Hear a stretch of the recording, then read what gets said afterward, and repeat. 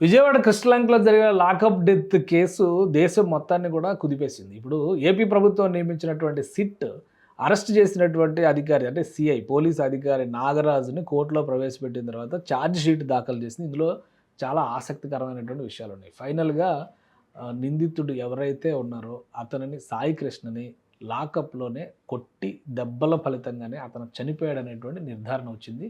శవాన్ని మాయం చేయడం వెనక, ఆధారాలు మాయం చేయడం వెనక కూడా సిఐ నాగరాజు హస్తం ఉందని చెప్పని సిట్ తేల్చింది. అంటే ఖచ్చితంగా అతను నేరం చేసి ఉంటే నేరానికి తగిన శిక్ష అతను అనుభవించాల్సిందే. కానీ పోలీసులు చట్టాన్ని తమ చేతుల్లోకి తీసుకుని ఎంత దురాగతంగా, దుర్మార్గంగా ప్రవర్తించడం అనేది ఖచ్చితంగా ఖండించాల్సినటువంటి అంశం.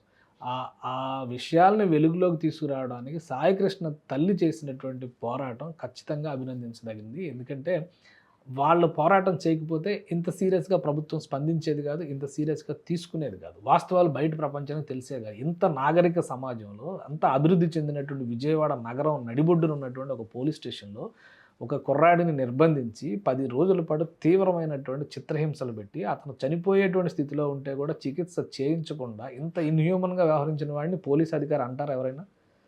ఇంత కిరాతకంగా వ్యవహరించిన వాడిని ఉపేక్షించేటువంటి పరిస్థితి ఉంటుందా? చట్టపరంగా అతనికి శిక్ష పడాల్సిందే అనేటువంటి పరిస్థితి అయితే కనిపిస్తుంది. ఈ రిమాండ్ నివేదిక బయటకు వచ్చిన తర్వాత మాత్రం చాలా ఆసక్తికరమైనటువంటి విషయాలు, చాలా ప్రశ్నలకు సమాధానాలు దొరికాయి. సిఐ నాగరాజు అదుపులో ఉన్నప్పుడే సాయికృష్ణకి తీవ్ర గాయాలయ్యాయి. నిర్ధారించే బలమైన ప్రాథమిక ఆధారాలు ఉన్నాయి. ఆ సమయంలో స్టేషన్ సీసీటీవీ ఫుటేజ్ కూడా మాయం చేశారు. శవాన్ని కూడా సిఐ మాయం చేశారు. ఇప్పటికీ శవం దొరకలేదు. బూడిద చేసేసారా అంటున్నారు. వాళ్ళకి పక్కా ఇన్ఫర్మేషన్ ఉంది. ఫ్యామిలీ మెంబర్స్, వాళ్ళ మేనమామలు వాళ్ళు చెప్పినవన్నీ ఇప్పుడు నిజాలని చెప్పని అధికారికంగా సిట్ సర్టిఫై చేస్తున్నట్టుగా ఉంది. నాగరాజుకి ఏం శిక్ష వేయాలనేది కోర్టు డిసైడ్ చేస్తుంది. కానీ ఇలాంటి కర్కశంగా ఉండేటువంటి వ్యక్తి అసలు మనిషి కాదు, వాడు రాక్షసుడు అనాల్సిన పరిస్థితి వస్తుంది. నిజంగా నాగరాజు గారు అద్భుతంగా పనిచేసి ఆయన చేసినటువంటి సర్వీసెస్ ద్వారా అభిమానాన్ని మూటగట్టుకుని ఉంటే ఉండొచ్చు. కానీ ఈ ఒక్క పని చాలు వీడు పరమ నీచుడు అనడానికి. అంతకంటే వేరే ఇదేం లేదు. మొహమాట పడాల్సినటువంటి అవసరం కూడా లేదు. ఇంత కిరాతకమైనటువంటి, ఎందుకంటే ఒక తల్లి కడుపు క్షోభ. అతను దుర్మార్గుడు అయి ఉండొచ్చు, ఆకతాయి అయి ఉండొచ్చు.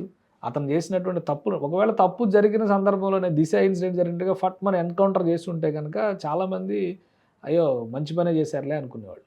కానీ అది అది అది చట్టరీత్యా అది కరెక్ట్ కాదు, కానీ అనుకునేవాళ్ళు. ఇప్పుడు ఎక్కడో ఉన్నటువంటి వ్యక్తిని నిర్బంధించి పట్టుకొచ్చి ఇన్ని రోజులు తీవ్రంగా హింసించి చనిపోయే స్థితిలో ఉన్నాడని తెలిసినా కానీ ట్రీట్మెంట్ చేయించకుండా, కనీసం అతను అరెస్ట్ చేసినట్టు కూడా చూపించకుండా చివరికి శవాన్ని మాయం చేయడం అంటే అది ఉపేక్షించరానటువంటి అంశంగా మారుతుంది. కస్టడీలో కొట్టిన దెబ్బల ఫలితంగానే సాయికృష్ణ మరణించాడు. ఇది సిట్ ఇచ్చినటువంటి ఛార్జ్ షీట్లో రాసినటువంటి అంశం. అతను నాగరాజు అదుపులో ఉన్నప్పుడే ఈ గాయాలన్నీ అయ్యాయి. వీటికి సంబంధించి బలమైన ప్రాథమిక ఆధారాలు ఉన్నాయి. మృతుడి ఆచూకీ, కస్టడీకి సంబంధించిన వాస్తవాలను నిందితుడైనటువంటి నాగరాజు మాయం చేశారు. దీని కారణంగా ఇప్పటి వరకు సాయికృష్ణ మృతదేహం కూడా దొరకలేదు. దర్యాప్తులో లభించిన ఆధారాలను బట్టి మృతదేహాన్ని దాచిపెట్టడమో, ఖననం చేయడమో, లేక రహస్యంగా పారవేసి ఉంటారనో అనిపిస్తుంది. అంటే వీళ్ళు ఇంకా కన్ఫర్మ్ చేయలేదు అతనిదే డెడ్ బాడీ.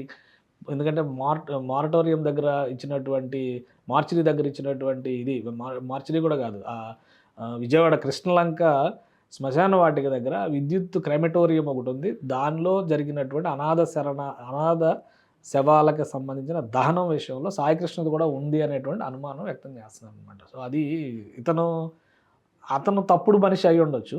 ఇతను చేసినటువంటి పాపం ఫలితంగా అతని పైన సింపతి వచ్చేటువంటి పరిస్థితి వచ్చింది. ఇది చాలా విచిత్రమైనటువంటి కేసు. ఇటు ఇతన్ని సమర్థించలేం, అతన్ని సమర్థించలేం. కానీ ఆ తల్లి ఆవేదన చూసినప్పుడు మాత్రం ప్రతి ఒక్కరికి కళ్ళమ్మట నీళ్ళు వచ్చేటువంటి పరిస్థితి కనిపిస్తుంది. ఇంత కిరాతకంగా సాయికృష్ణ ఏం చేశారు, అసలు మృతదేహాన్ని ఏం చేశారు అనేటువంటి విషయంలో మాత్రం, ఈ సాయికృష్ణ మృతదేహాన్ని ఏం చేశారనే విషయంలో సిఐ నాగరాజు క్లారిటీ ఇవ్వలేదు.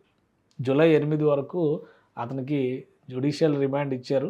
కస్టడీలోకి అడిగేటువంటి అవకాశం కూడా ఉండొచ్చు. ఎందుకంటే ఆయన చాలా ప్రశ్నలకు సమాధానం చెప్పలేదు. అంత మూర్ఖంగా మొండిగా వ్యవహరించారు. సో ఇది ఒక విచిత్రమైనటువంటి కేసు. ఇటు బాధితుడిగా చనిపోయినటువంటి వ్యక్తి పైన సింపతి చూపించలేం, ఇక్కడ నిందితుడైనటువంటి వ్యక్తి పైన కూడా సింపతి చూపించలేం. సో చట్టపరంగా ఎలాంటి చర్య తీసుకుంటారనేది ప్రతి ఒక్కరిలో ఉంది. కానీ నాగరాజు చేసినటువంటి పనిని మాత్రం అతను నిజంగానే చంపి ఆ విధంగా చేసేసి ఉంటే కనుక అతన్ని ఎట్టి పరిస్థితుల్లో క్షమించేటువంటి పరిస్థితి మాత్రం ఉండదు.